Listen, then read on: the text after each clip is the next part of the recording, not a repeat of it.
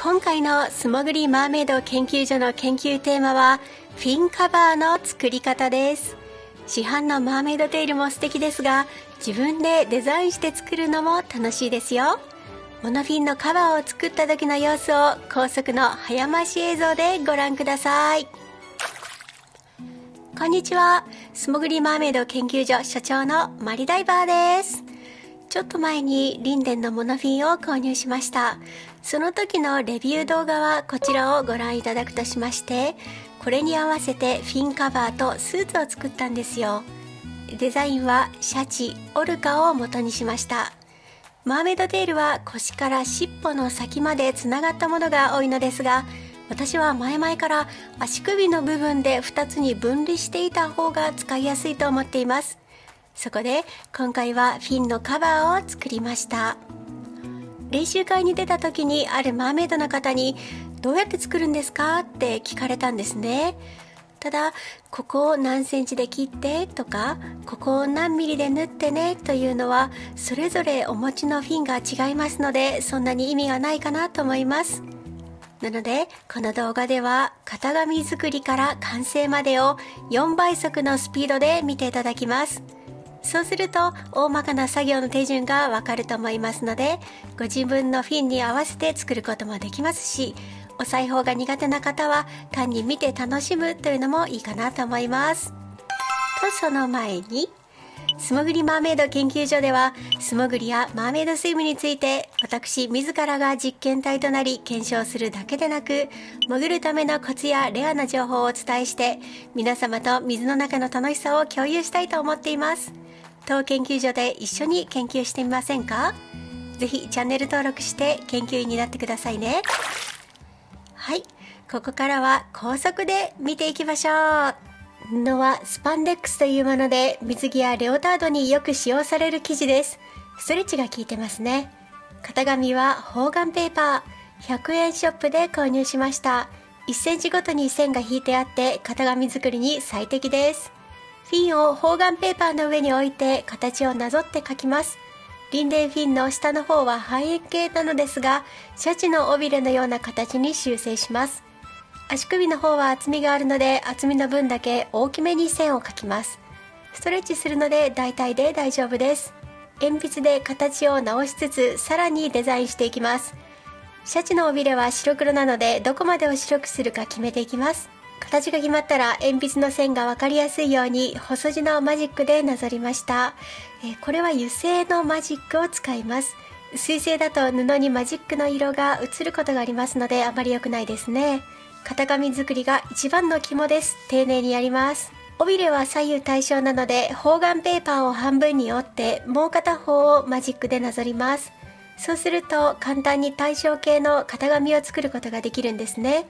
描きやすいように紙を回しながら行うといいですね。内側の白い部分も別に型紙を作ります。マジックで描くと下の線が見やすいですよね。はい、綺麗になぞることができました。型紙の切り出しです。縫い代を1センチ取りました。マジックの線より外側を1センチ大きくハサミで切り取ります。左右対称なので半分に折って両側を一度にカットしました。型紙の完成です。いよいよ布を切ります。型紙がずれないように待ち針をところどころ打って型紙と布を固定します。カットのための固定ですから待ち針は適当な位置で大丈夫です。犬を抱っこしたので肩の犬の毛がすごいですね。すいません。ハサミで布を切っていきます。今回はローラーカッターでなく立ちばさみです。布を切るときって緊張しませんか？特にこのストレッチのスパンデックス、コットン生地に比べるとお値段しますからね。最初は勇気がいりますよね。でも切ってしまえば踏ん切りがつきます。ジョキジョキとハサミを入れていきます。はい、黒い布、白い布両方切れました。次は印付けです。このチャコペーパーもボロボロです。いろんなもの作りましたからね。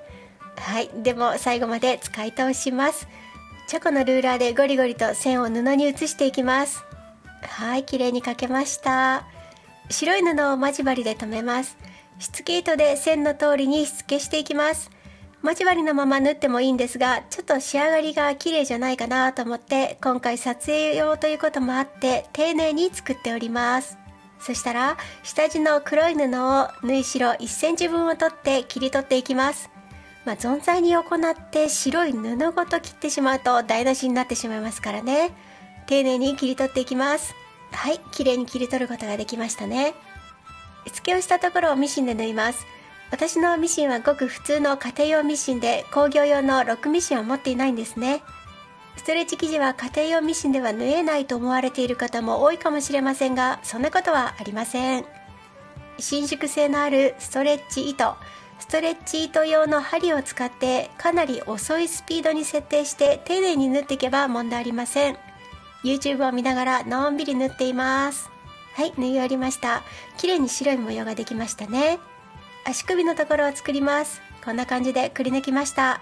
そして内側の布も用意しました。穴の部分に沿って内側用の布をしつけ糸で留めます。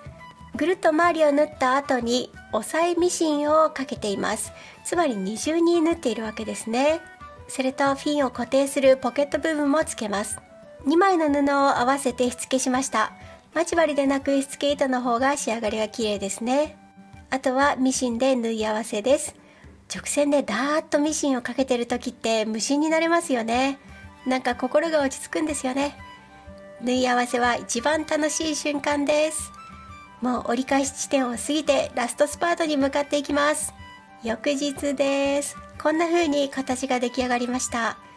フィンカバーの端がピラピラしないようにスナップボタンをつけます。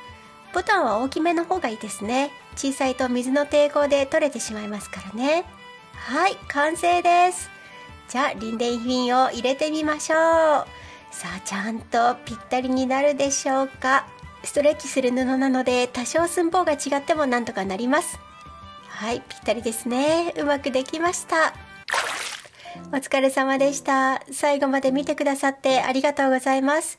あなたのオリジナルカバーを作る上で参考になれば幸いです。もしこの動画が面白いと思われましたら、見たよという合図代わりに高評価をポチッと押してくださいね。また、疑問、質問、実験、検証のリクエストも気軽にコメント欄に書き込んでください。また次の動画であなたとお会いできたら嬉しいです。